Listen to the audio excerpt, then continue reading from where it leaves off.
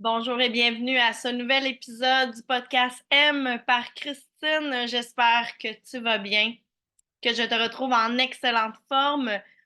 Aujourd'hui, j'avais envie de te parler de format familial. Euh,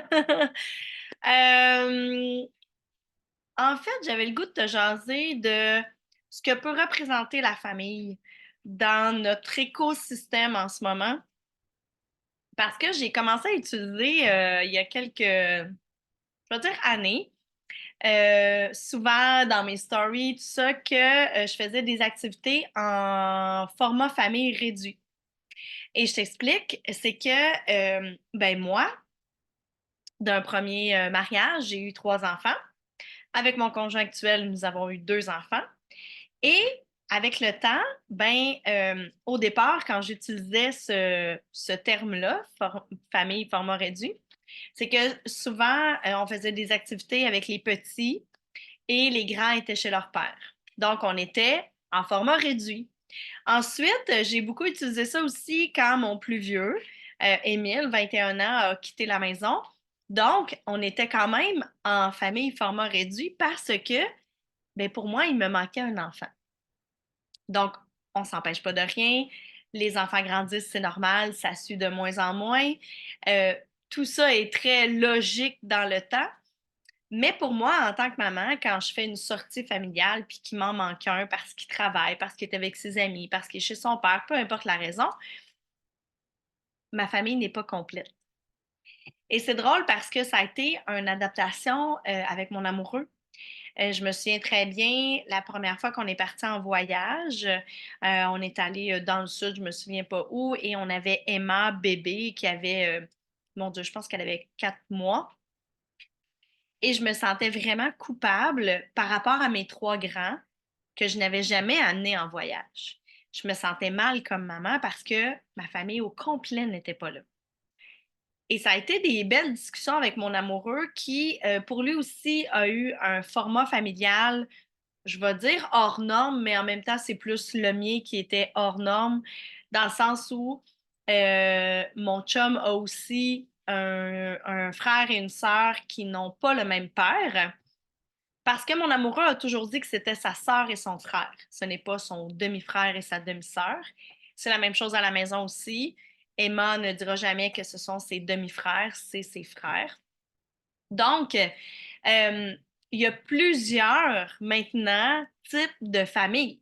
On n'est plus dans 2 adultes, un enfant, 2 adultes, 2 enfants, pardon. Euh, L'espèce de famille nucléaire qu'on était habitué d'avoir, je veux dire, maintenant, c'est très rare. Très, très rare que. Puis même la famille recomposée, je trouve que ça dépeint pas assez notre réalité. Pourquoi je te parle de tout ça? C'est que justement, il y a plusieurs personnes qui m'ont écrit en me disant, c'est quoi ça, une famille format réduit? Et ça m'a amené à me questionner sur l'espèce de deuil que j'ai dû faire au moment de la séparation, c'est-à-dire que moi, j'ai eu le modèle un papa, une maman qui se sont aimés jusqu'à ce que la mort les sépare avec mon frère. Donc, c'était normal. C'était une famille normale pour l'époque. Moi, je suis née en 79. Donc, à ce moment-là, des parents séparés, c'était très rare. Aujourd'hui, c'est plus l'inverse. Des parents qui sont toujours ensemble, c'est rare.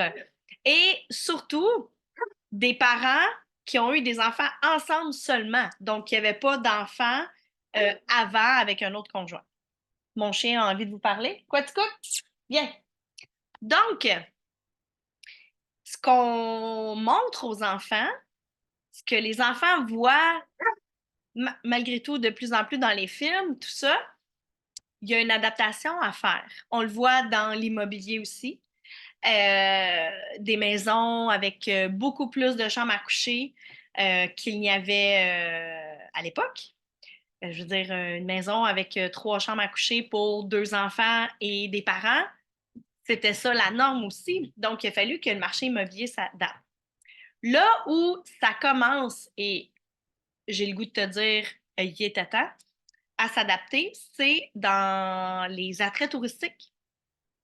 les formats familiales, hein?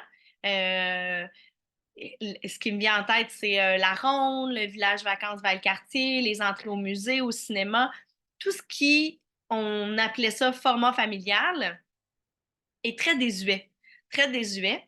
Et je suis confrontée à ça en ce moment avec le voyage. Hein?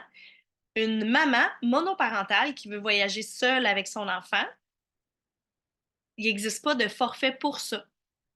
Euh, ou très peu.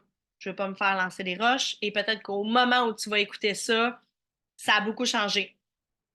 Mais moi, pendant que j'organise les voyages d'affaires dans le sud, j'ai des mamans qui voudraient venir avec un de leurs enfants et c'est très compliqué. Souvent, c'est au prix adulte, on ne peut pas accorder le prix enfant, etc., etc. Donc, je trouve que l'industrie du voyage, c'est très peu adapté.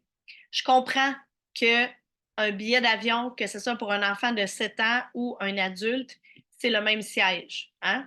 C'est le même espace qu'on occupe, donc je comprends les compagnies aériennes, pourquoi ils vendent ça au même prix. Mais à partir du moment où tu me dis que mon enfant de 7 ans mange comme un adulte, pas tant.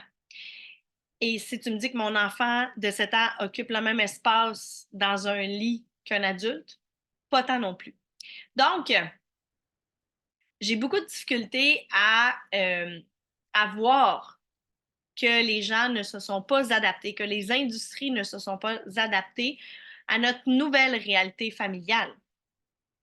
Je pense pas qu'on soit les seuls au Québec à vivre cette réalité-là. Et je pense pas que ça va s'en aller, je vais dire, en s'améliorant, malgré que moi, je trouve que c'est une bonne chose maintenant de permettre le non-jugement par rapport au divorce. Mais ça, c'est un autre épisode de podcast que je pourrais faire. Mais j'aimerais ça vraiment qu'en tant que société, on se questionne sur peut-être que ça n'a plus sa place d'offrir des formats familiales parce que il y a tellement de types de familles. Je pense que c'est comme une empreinte digitale.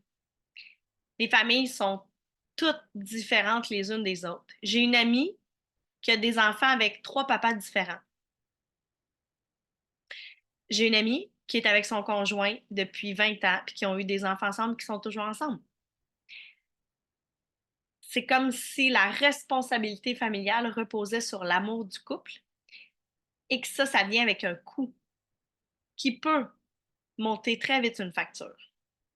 J'avais le goût de te faire réfléchir là-dessus parce que, en tant que société, c'est important de se questionner et aussi parce que moi, quand j'utilise des expressions que je juge cute comme je fais une activité en format familial réduit, ce n'est pas pour insulter personne, ce n'est pas pour juger personne, au contraire. Je me suis séparée, je suis avec un homme qui est plus jeune que moi. J'ai eu mon dernier enfant à presque 40 ans, mon premier à 21. J'ai des enfants de tous les âges, de toutes les catégories, de l'adulte à fucking four. Je pense qu'il y a de la place pour tous et que c'est le temps que la société au grand complet s'adapte. C'est vraiment très, très important. Pour moi, en tout cas, qui a la valeur de famille, d'imprégner jusqu'à la moelle. J'espère, si jamais tu m'écoutes un peu live, cet épisode-là sera propulsé pendant la semaine de relâche, je vais dire du Grand Montréal parce que dans différentes régions du Québec, on n'est pas tous en semaine de relâche en même temps. Peut-être que tu m'écoutes de la France grâce au RMA. Maintenant, vive les internets, on est international. Donc, peu importe quand est-ce que tu m'écoutes, je t'invite à te créer la famille que tu as envie de te créer, à le vivre sur du sur-mesure. Parce que emprunter la famille de quelqu'un d'autre, c'est de perdre ta nature, ton essence. Donc, si pour toi, te créer une famille sur mesure parce que tu n'as pas de frères et sœurs ou parce qu'il y a des conflits avec tes frères et sœurs et que tes amis deviennent un peu comme tes frères et sœurs, c'est parfait. Si pour toi, une famille ne nécessite pas d'enfanter, d'adopter, c'est parfait aussi. Peut-être que ta famille à toi est constituée de petits êtres à 4 pattes, avec des plumes, avec des écailles, peu importe, c'est parfait aussi. Je pense que le plus important, c'est d'avoir une famille. Peu importe les membres qui la constituent, mais d'avoir de l'amour familial, pour moi, c'est ça le plus important. Alors, je te souhaite de beaux moments en famille avec les membres de ta famille que tu auras choisi d'inclure et que du beau dans tout ça. À bientôt!